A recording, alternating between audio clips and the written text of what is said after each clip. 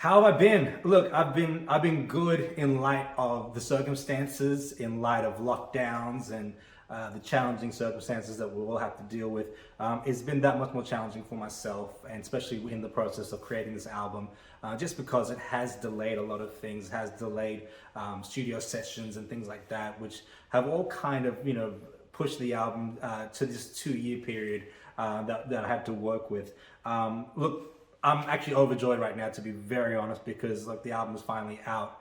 I almost breathed a sigh of relief when the album was released on Monday, just because I know I've been holding on to all this material for such a long time, and I just felt that now was the right time for the world to hear what I had been working on. Yes, the album is finally out. It is done. Freedom Season is now available on all streaming platforms worldwide. The album took 2 years to create, and the reason why it took 2 years to create was, in particular, I wanted to make sure that the content of what I was talking about was coming from an authentic place. This was one of the only times I've been stuck on an album just because I wanted to be mentally, emotionally, spiritually in a place where I can say, look, I'm finally free from everything that I've been through in my past, and I wanted this to be an album of showcasing the journey of what it's like to go through a hardship, when it's going through challenges, going through hurts and discouragements, and then coming out on the other side to say, look, I'm finally free from all of this.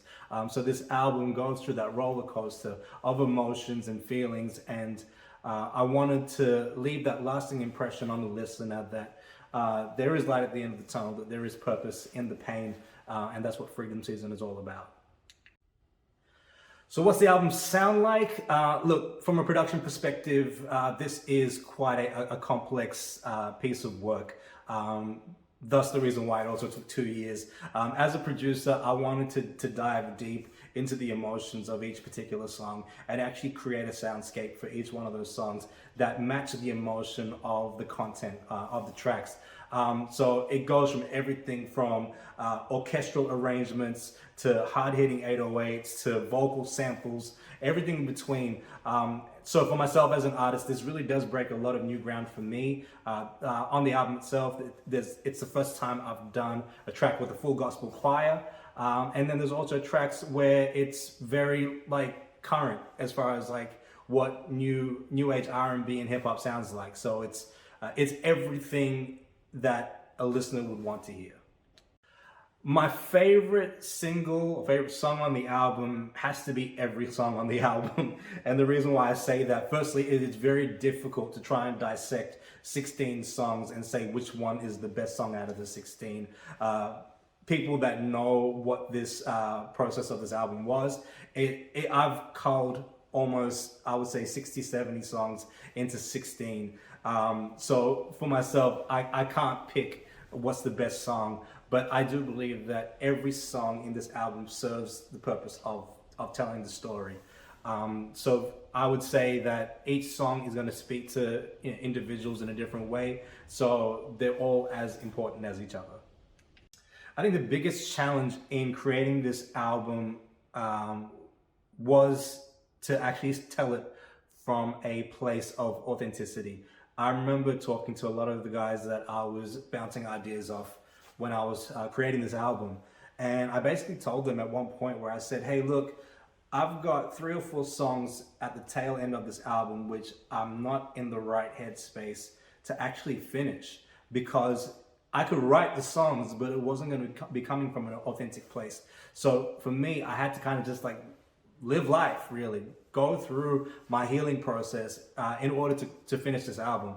That for me was probably the biggest challenge. And I know that it's something that the regular day-to-day artist wouldn't be thinking about. All they're thinking about is deadlines and yo, I gotta put tracks out, I gotta put an album out, I gotta put a mixtape out, which is all well and good. But for me, this album served more than just putting out content. I wanted to ensure that the listener could resonate with everything that was being said on this album. To be honest, I couldn't really dissect what is more easier or more difficult, whether it's being a producer, singer, or a songwriter. I think they all have their challenges in their own capacity. I do feel that sometimes I find it a bit easier to kind of create the production, because sometimes that can also tell the story and gives you the emotion of what the track should be about as far as the content is concerned. But I think each element of the creative process has its own challenges and has its own level of difficulty. So for myself, look, I would say all three of them are just as easy and just as difficult as each other. So what's next for me? Look, I honestly just want to take a break from music for a moment, just because it's been 2 years in the creation of this album. So I just do want to kind of just take a moment just to kick back and not really focus on creating new music at the moment. But having said that, on the horizon, myself and my boy Jay Prince from LA, we will be creating a collaborative album together that will be coming out probably around about the fourth quarter of this year. And in addition to that, myself and my local guy Chucks will also be putting a project together, which will also be coming out towards the end of this year as well. So be on the lookout for that. What is it like being an independent artist in Australia? Look, it is quite challenging. And the reason why it's challenging is that I feel as an artist here, particularly an artist that is of Sri Lankan descent, that's into hip hop and R&B music, it's very challenging just because we haven't been able to carve out a sound which is uniquely ours. We've borrowed heavily from US hip hop, from UK hip hop, and we've tried to kind of fuse it all together. And it's challenging just because it's hard to try and find a lane that you fit in, and to say that this is, uniquely Australian urban music.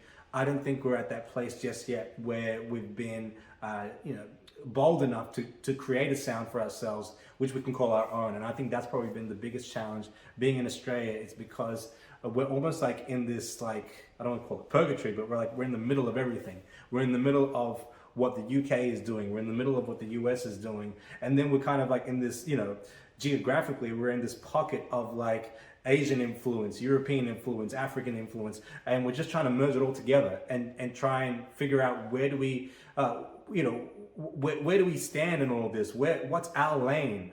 How do we fare against everybody else? And that's where I think the biggest challenges have been.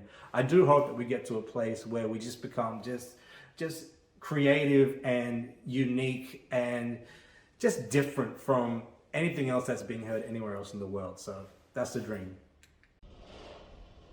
In closing, this album, Freedom Season, is the most transparent and the most vulnerable I've ever been in any music that I've ever created. This album tells a story of someone that's gone through hardships, that's gone through struggles, that's gone through depression and discouragement, and has tried to find his way back to where God wants him to be. That is Freedom Season. I want to give a shout out to all the contributors on this album.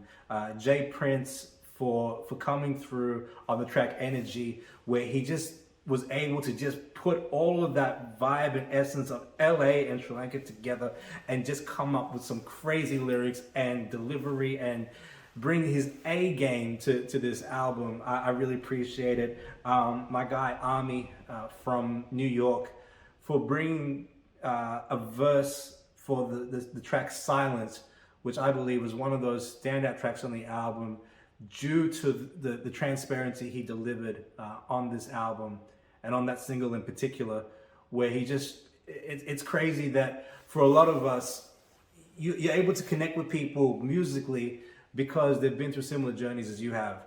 And when you're able to agree on that level, it makes the creative process that much easier. And so for guys like Jay Prince, for guys like Army, for guys like Chucks, it just free flows out.